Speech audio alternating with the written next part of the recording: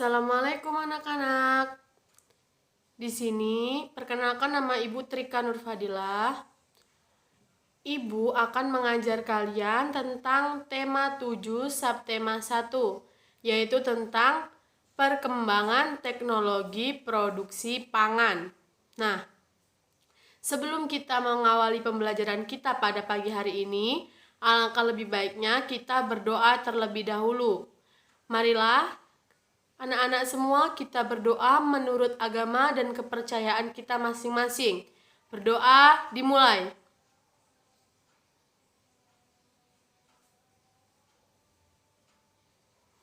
Amin. Nah, setelah kita berdoa, Ibu akan mengabsen nama kalian semua ya. Naufal hadir. Jenny hadir. Aza hadir. Nah, setelah Ibu lihat-lihat, anak-anak Ibu semua hadir semua. Sebelum mengawali pembelajaran kita pada hari ini, kan kemarin Ibu sempat tidak hadir. Ibu sedang mengadakan perjalanan keluar kota. Nah, waktu itu Ibu memperoleh tepuk baru, yaitu tepuk jempol. Nah, sebelum kita mengawali pembelajaran, Ibu akan mengajarkan kalian tepuk yang Ibu dapat kemarin, oke? Setuju? Mau? Iya. Tepuk jempol. Jempol. Jempol. Bagus.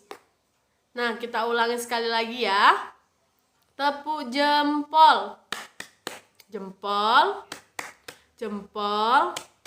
Bagus. Nah, Ibu lihat anak-anak Ibu ini sudah semangat semua. Yang pertama yaitu kita akan mempelajari tentang perkembangan teknologi, yaitu pada tema 7. Yang kita bahas kali ini yaitu subtema 1-nya, perkembangan teknologi produksi pangan.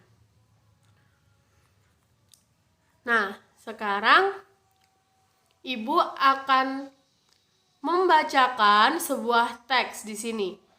Bisa anak-anak lihat di sini banyak sekali hewan ternak seperti sapi, ayam, kambing, dan lain-lain. Di sini juga ada padi sebagai makanan pokok kita, sayur mayur sebagai pelengkap kita untuk makan. Nah, di sini Ibu akan mulai membacakan teksnya ya. Udaranya sangat sejuk, tanahnya subur, dikelilingi sawah dan kebun. Tempat hewan ternak bermain dan berkumpul. Inilah tempat tinggalku, kaya hasil kebun dan sayur mayur. Berlimpah susu, daging, dan telur.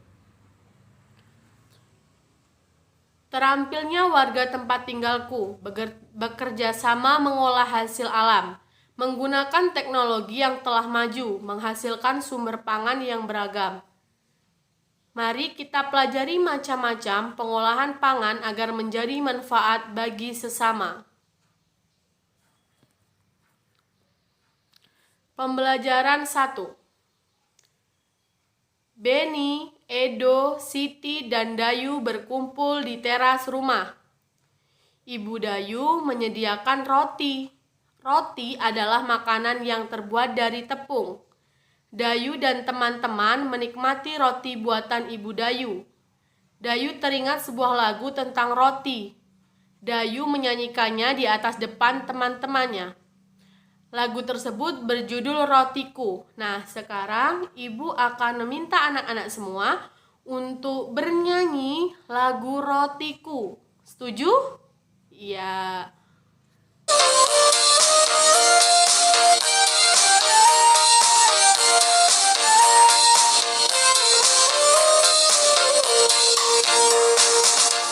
Rotiku bersegi empat, kulitnya berwarna coklat.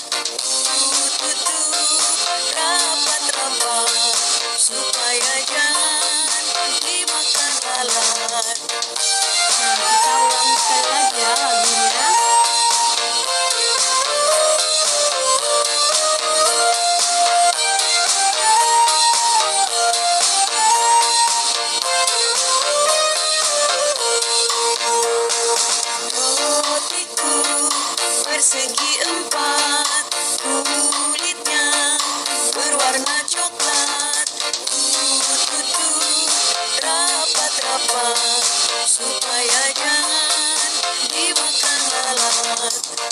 Nah, itu tadi lagu Rotiku. Nah, selanjutnya kita akan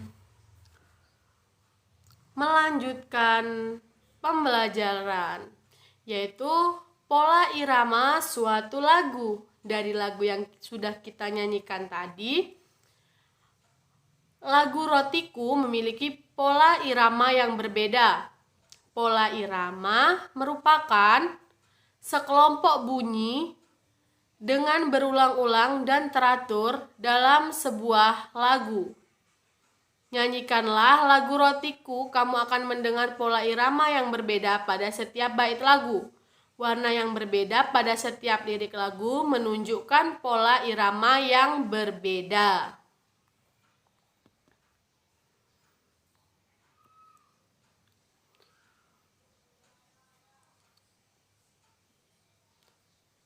Nah, sekarang Ibu mempunyai tugas untuk anak-anak untuk menyanyikan lagu Rotiku di rumah, nanti dibuat video ya. Terus dari lagu itu minggu depan akan Ibu putar dan teman-teman kalian akan mendengarkannya.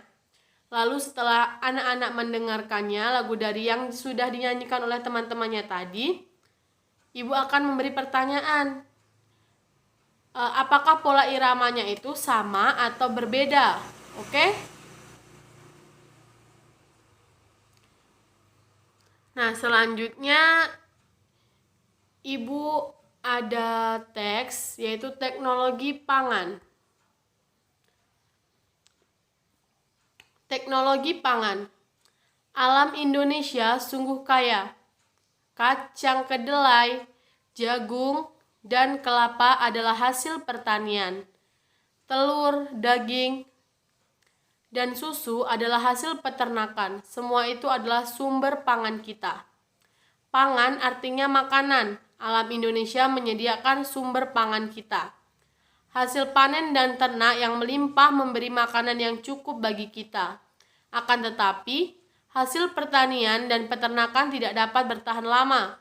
Makanan itu dapat membusuk. Makanan yang busuk itu harus dibuang. Hasil panen harus diolah agar tidak cepat membusuk. Pengolahan hasil panen dilakukan dengan teknologi pangan. Teknologi pangan adalah penggunaan ilmu pengetahuan untuk mengolah pangan. Teknologi pangan dapat menghasilkan makanan baru, yaitu teknologi pangan menjaga agar makanan tidak cepat membusuk.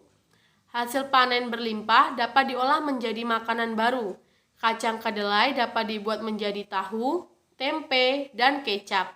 Susu sapi dapat diolah menjadi mentega, susu bubuk, dan keju.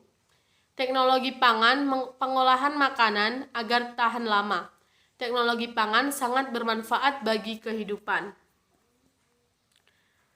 Nah, apakah anak-anak di sini ada yang ditanyakan tentang teks yang sudah Ibu baca tadi? Nah, jika tidak ada yang ingin ditanyakan, Ibu akan memberi kalian soal, yaitu yang terdapat setelah teks tadi. Itu juga harus dikerjakan di rumah, di buku latihan kalian ya, di tema 7, oke? Iya, tadi ada yang bertanya, ini dikerjakan di buku khusus tema atau buku bahasa, Bu? Ya, ini dikerjakan di buku tema, oke? Nah, sekarang kita akan membaca teks lagi, yaitu Ibu Edo sedang membuat tahu. Edo mengajak teman-teman untuk melihatnya. Semua tertarik dan ingin belajar membuat tahu. Cara membuat tahu cukup mudah. Pertama, Ibu menghaluskan dan merebus kedelai. Hasil rebusan disaring hingga tak ada ampas. Kemudian hasil rebusan dimasak hingga menjadi susu kedelai. Setelah diberi cuka dan didinginkan, adonan tahu siap untuk dicetak. Nah, setelah itu tadi, kita akan mempelajari luas permukaan suatu bidang. Edo Ibu Edo mengukur luas kain untuk menyaring tahu dengan menggunakan satuan tidak baku. Kain A berbentuk persegi panjang, sedangkan kain B juga berbentuk persegi panjang.